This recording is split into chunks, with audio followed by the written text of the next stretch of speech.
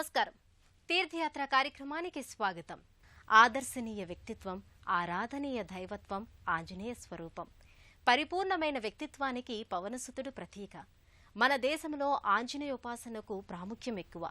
అత్యధిక దేవాలయాలలో ఆ స్వామి దేవాలయాలే ఎక్కువ. ఆ పరంపరలో ఆవిష్కారమైన మరో దివ్య సన్నిధి కడప జిల్లా ప్రొద్దుటూరులోని శ్రీ ప్రసన్నాంజనేయ స్వామివారి దేవస్థానం. నేటి తీర్థయాత్రలో ఈ ఆలయ విశేషాల్ని తిలకిద్దాం.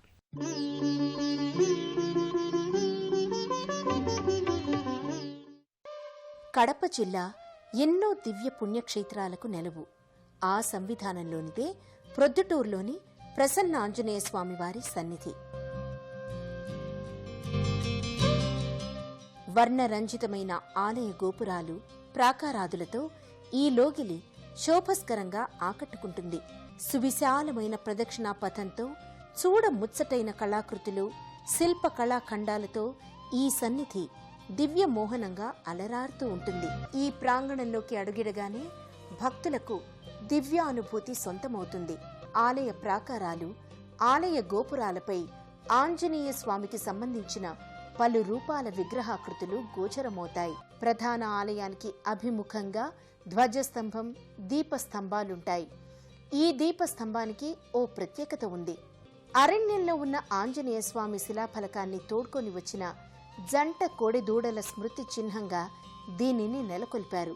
ఈ దీపస్తంభంపై ఆంజనేయ స్వామి, శ్రీ సీతారాముల దివ్యమూర్తులు నెలకొని ఉంటాయి. స్వామి వేంచేసి ఉన్న గర్భాలయం ముంగిట సువిశాలమైన స్తంభ సమన్విత వర్ణరంజిత ముఖమంటపం ఉంటుంది. ఈ ముఖమంటపంలోని స్తంభాలపై కళాత్మక నైపుణ్యం ప్రకటితమవుతుంది.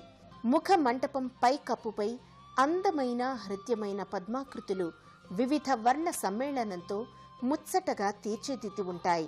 ద్వారం పై భాగాన గజలక్ష్మీదేవి స్వరూపం, గడప భాగంలో స్వామి వాహనమైన ఒంటె ఆకృతి నెలకొని ఉంటాయి. ద్వారబంధానికి ఇరువైపులా విలక్షణమైన నగిషీలు తీర్చిదిద్ది ఉంటాయి. ఇలాంటి ఆహ్లాదకర ఆధ్యాత్మిక వాతావరణంలో ప్రొద్దుటూరు ప్రసన్నాంజనేయ స్వామి ఆలయం అలరారుతూ ఉంటుంది. ప్రొద్దుటూరులోని ప్రసన్నాంజనేయ స్వామి దేవాలయం పురాణ ప్రశస్తి చెందింది. సాక్షాత్తు ఆంజనేయ స్వామి, శ్రీరాముడు నడియాడిన పవిత్ర ప్రదేశంగా దీనిని చెబుతారు. గర్భాలయంలో సమున్నత రాతి పలకంపై ప్రసన్నాంజనేయ స్వామి మూర్తి కనిపిస్తుంది. ఉత్తరాభిముఖంగా ఉన్న ఆంజనేయ దర్శనం ఉత్తమమైన ఫలితాన్ని అందిస్తుంది.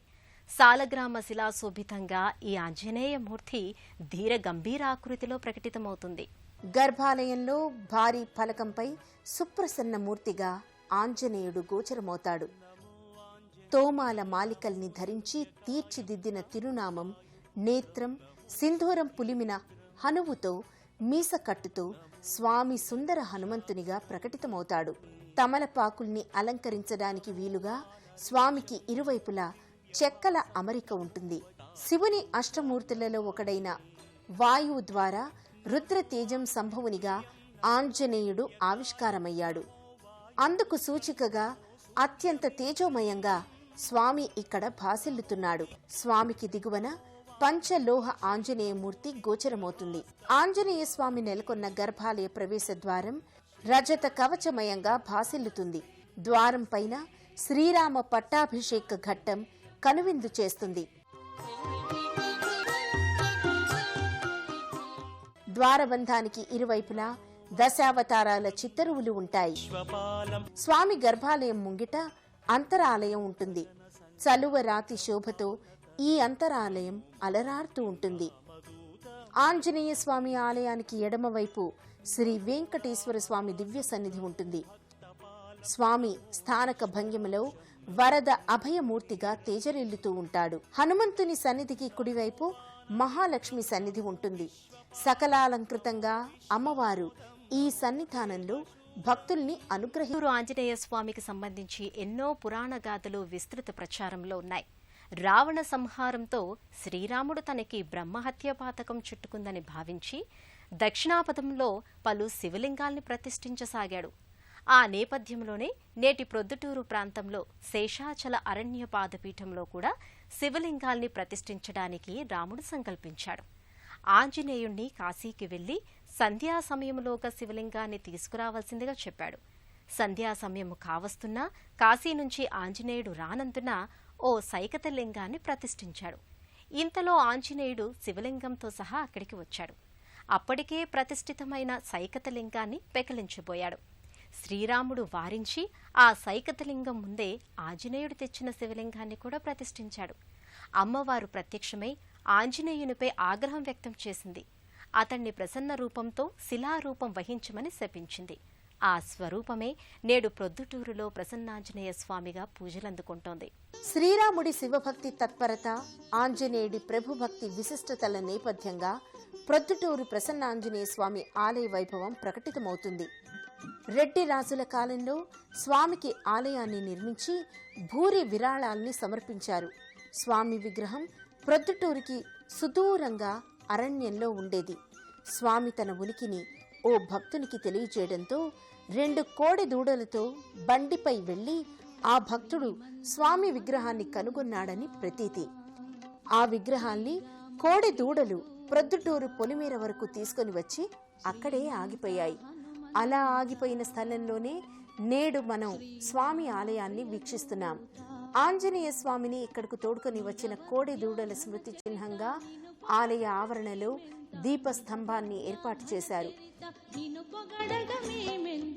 భక్తుడిగా పరిచయమై రామకార్యాన్ని సఫలం చేసి ఆంజనేయుడు భగవంతునిగా పూజలందుకుంటున్నాడు. ఆ స్వామి సుప్రసన్న వరద అభయ ఆనందప్రదమూర్తిగా ప్రొద్దుటూరులో నెలకొని ఉన్నాడు. ప్రొద్దుటూరు శ్రీ ప్రసన్నాంజనేయ స్వామి వారి సన్నిధికి సమీపంలోనే పంచముఖ ఆంజనేయ స్వామి ఆలయం నెలకొని ఉంటుంది. పంచముఖ ఆంజనేయ స్వామి క్షిప్రప్రసాది, వేడిన వెంటనే వరాలనిచ్చే వేలుపు. అలాంటి పంచముఖ స్వరూపంలో ఆంజనేయుడు ప్రొద్దుటూరు సన్నిధానంలో అలరారుతున్నాడు. పంచముఖ ఆంజనేయ స్వామి వారి ఆలయ ముఖ మంటపంపై గణపతి, కుమారస్వామి సహిత శివ పార్వతుల మూర్తులు, ఆంజనేయుడు, గీతను ప్రబోధించే శ్రీకృష్ణుని మూర్తులు నెలకొని ఉంటాయి. గర్భాలయంలో పంచముఖ ఆంజనేయ స్వామి రజతమయ అలంకారాదులతో, ఆభరణాలు, కవచాలతో మహాదేదీప్యమానంగా విలసిల్లుతాడు. రజత గదాయుధాన్ని, రజత తోమాల మాలిక, రజత కిరీటాన్ని ధరించి పంచవదనాలతో, దశబాహువులతో విరాట్మూర్తిగా దర్శనమిస్తాడు. స్వామి విగ్రహంపైనున్న మకర తోరణంపై శ్రీ సీతారామలక్ష్మణుల దివ్యమూర్తులు ఉంటాయి. నరసింహ, హయగ్రీవ, గరుత్మంత, వరాహ, ఆంజనేయ సమ్మిశ్రిత స్వరూపమే పంచముఖ ఆంజనేయ స్వామి స్వరూపం. ఈ 5 ఒకే తత్వానికి సంబంధించిన విభిన్న వ్యక్తీకరణలు. ఇది మంత్రపరమైన ఔచితీ దర్శనం. మృగవదనం, నర శరీరం కలిగిన దేవతలు భక్తుల్ని వెంటనే అనుగ్రహిస్తారని ప్రతీతి. రాక్షస సంహారంలో ప్రతాపాన్ని చూపిన నారసింహ లక్షణం, జ్ఞాన స్వరూపునిగా హయగ్రీవ స్వభావం, గరుత్మంతునిగా మహావేగం, వరాహస్వామిగా సంసార సాగరం నుంచి, శోక పంకం నుంచి ఉద్ధరించే తత్వం, తనకు సహజమైన వానరాకారం, ఇవన్నీ కలబోసిన లీలా వైభవాన్ని రామాయణంలో హనుమ ప్రదర్శించాడు. అందుకే పంచముఖ ఆంజనేయ స్వామి దర్శనం సకల సన్మంగళకారకం. పంచముఖ ఆంజనేయ స్వామి ఆలయానికి కుడివైపు వేణుగోపాల స్వామి వారి ఆలయం నెలకొని ఉంటుంది.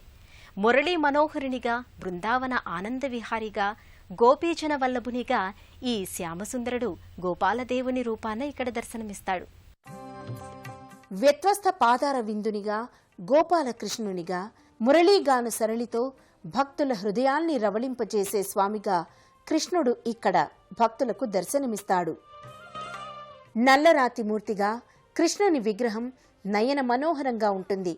తులసి మాలికల్ని గడసీమలో ధరించి హృదయార విందంగా స్వామి భాసెల్లుతాడు.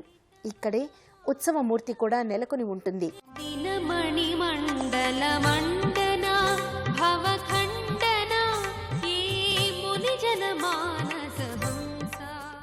ఇదే ఆలయ లోగిలిలో భారీ గణపతి విగ్రహం నెలకొని ఉంటుంది. కిరీటం, 4 హస్తాలు, తొండం వంటి అంశాలు రజత కవచమయంగా ఉంటాయి.